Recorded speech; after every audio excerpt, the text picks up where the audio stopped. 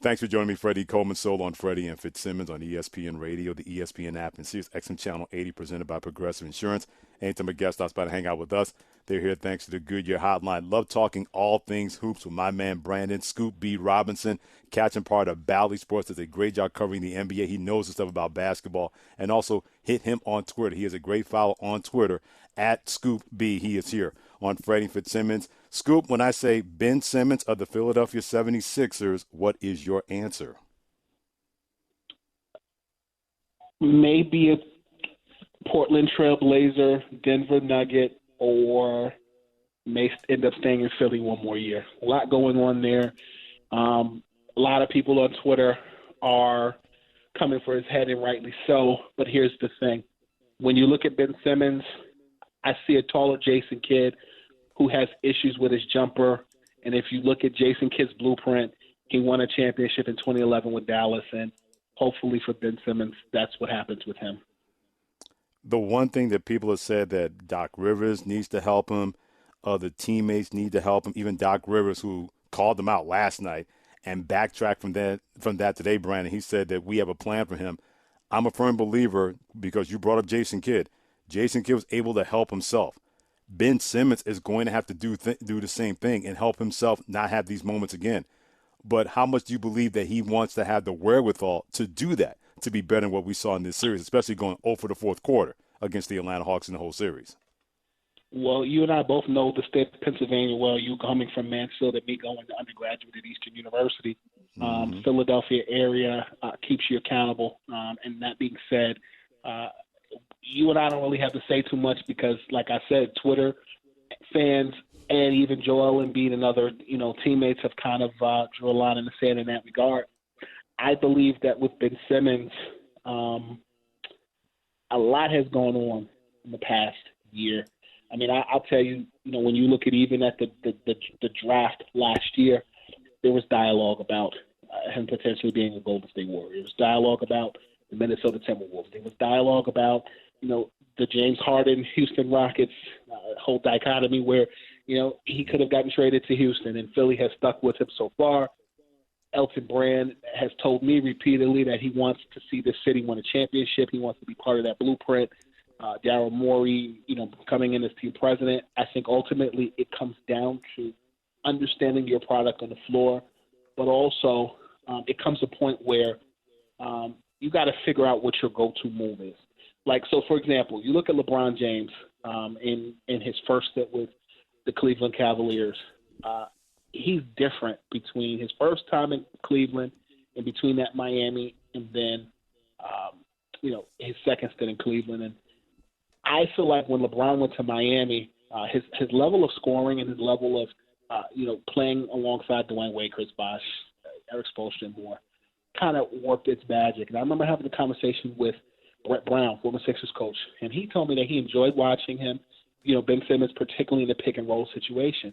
I believe that at times Ben Simmons has had touches is where he's kind of played off that sag elbow for Philadelphia, and it worked. Particularly this season when Doc Rivers took over, and at times during the playoffs before he got hurt last year. I just believe that for him, if he ever gets into the mode of like LeBron in Miami, I think that the NBA is in trouble. I think you can play in the NBA without a solid jumper, but I think ultimately when it comes down to Ben Simmons, it comes down to how you go through the ebbs and flows of the NBA, but also take a committed effort to just flow. Like you saw him take responsibility for his part in the loss in Philadelphia, against the Hawks. But also, I also think that when it comes down to Ben Simmons, I think he has to figure out his go-to move.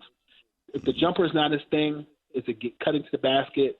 Is it dunking? Is it taking mid-range jumpers? Like he has to develop his go-to move, and I think this summer there should likely be a dedication to that. But to just write him off as damaged goods, I'm not ready to do that yet. Anybody who's 6'10", 6'11", that can put teams in position as a point guard type. I like tall guards, and I want to see him be successful. I won't throw him under the bus. He's a BOS brother to the show, Brandon Robinson, Bally Sports basketball analyst. Hit him on Twitter at Scoop B. Joining me, Freddie Coleman on Freddie and Fitzsimmons on ESPN Radio. On the other side, That Trey Young fella, I don't think ever had somebody being celebrated for going 5 for 23 in the game 7, like we saw from Trey Young leading the Hawks to the Eastern Conference Finals. I didn't have doubts about him being a superstar with this run, but he's a full-fledged superstar now. Brandon, what are your thoughts on that? I think he was a full-fledged superstar coming out of Oklahoma. His dad was a legend.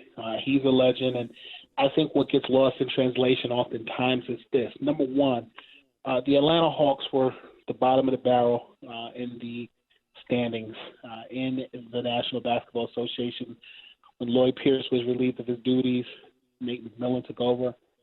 What interim head coach do you know that's taken their team this deep in the playoffs and they don't have that tag taken off yet? So that's another story for a different day, but this is what I'll add. While Trey Young is the face of that Hawks franchise, my brother, he's had a lot of help, and it's a formidable partnership there. I mean, you got Kevin Huerter, you got the defensive juggernauts that are John Collins as well as Clint Capella. I mean, this is a Clint Capella who I remember Robert Ory telling me on my Scoopy Radio podcast that he wasn't a max player. This is back when he was in Houston. And maybe he was right, but here's the thing. He's one of the guys. And in that one of the guys' core, he led the league in rebounds this season. He's been in a situation where both him and John Collins have been – they really bodied Joel Embiid at times during the playoffs. Joel Embiid still got his points off, but – you know, they built a wall for Atlanta and they did their thing defensively. But then also, I think you look at other pieces like Lou Williams. You look at, lemon pepper wings are doing well for him in the state of Georgia. But aside from that, you just got a lot of just talent on that team. It's not just Trey Young, but of course Trey Young is the shiny toy, and I'm happy for his success. He's eating New York pizza and Philly cheesesteaks going into the conference finals against Milwaukee. What more could you ask for? I got the Hawks winning in 7. Where do you stand on that series in the Eastern Conference Finals? It's funny. I'm actually writing my preview as we speak, and I have Hawks in 6. Okay, wow. I can't believe Brandon Robinson from Bally Sports and Freddie Coleman agree on something. All hell has broken loose here on Freddie Fitzsimmons on ESPN Radio, the ESPN app, and Sirius XM Channel 80. Hit my boy on Twitter at Scoop B. On the other side, if Phoenix Clippers, I know we didn't have Chris Paul in Game 1. We're probably going to have him in Game 2. He's going to be probably released from COVID-19 protocols. We're not going to see Kawhi Leonard. But that game was so much fun in that Game 1 with Devin Booker doing his thing and Paul George doing his thing. If that series could go 9 games, I'd really have won it. But I wonder how much, Brandon, was a case of a missed opportunity for the Clippers not winning that Game 1, which could really turn the tide in this series. What are your thoughts on that? It doesn't get any easier once you put Chris Paul in that lineup for Phoenix. But I got to respectfully disagree with something Stephen A. Smith said on a First Take earlier today. I know this is his network, but I disagree that Devin Booker is the next Kobe. I do think that Devin Booker is this generation's Kobe. I think he plays like Kobe. But I do think that Devin Booker is himself, and I said that on Twitter earlier. I think that what makes Devin Booker special is that people are tying storylines as it relates to the bubble last year, winning 8 straight, and then coming into the playoffs, their first appearance together, and they're working magic. I like the 1-2 punch of Devin Booker and DeAndre Ayton. And really and truly, I believe that Chris Paul is simply the icing on the cake. I've used this analogy often. I'm going to use it here. You looked at Kyrie Irving and his wife, who gave birth to their child, and they had a water burst. And when you look at water bursts, particularly in pop culture, Erykah Badu, the legendary singer, is known as a doula. She does water bursts. She's an asset wherever she goes. And I've used this analogy often. I'm going to use it in the NBA. Chris Paul is the NBA's Erykah Badu. Every place he goes, he makes a situation better. A doula is an asset to a woman after she has a child, makes life easier. Chris Paul is the icing on the cake and is the asset to the Phoenix Suns. And his leadership has been what has been uncanny for this team. And I think him missing games earlier or being hurt in the LA series has given Phoenix confidence going into the conference finals, and that's why they secured the bag in Game 1. Also, the Clippers are catching their breath after what they had to go through in the last 2 series games against, the prior 2 teams, the Mavericks, as well as the Utah Jazz. But I still expect this to go 6 or 7 games. It's far from over. Who do you like? I got the Suns winning in six. I'm going to agree with you. I have the Suns winning in six. I like this team. I think Chris Paul got robbed of an MVP award. I like Nikola Jokic, but Chris Paul, like I said, is the icing on the cake to an already smooth moving machine. DeAndre Ayton, I expect him to play well in this series. I like the Suns' chances in the conference finals. I want to see Chris Paul, go out on top.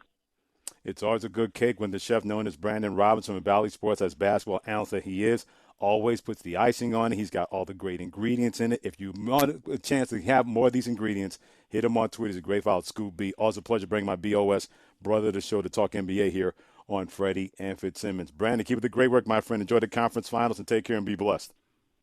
Brother, thank you for the opportunity to be myself. We'll talk down the line soon.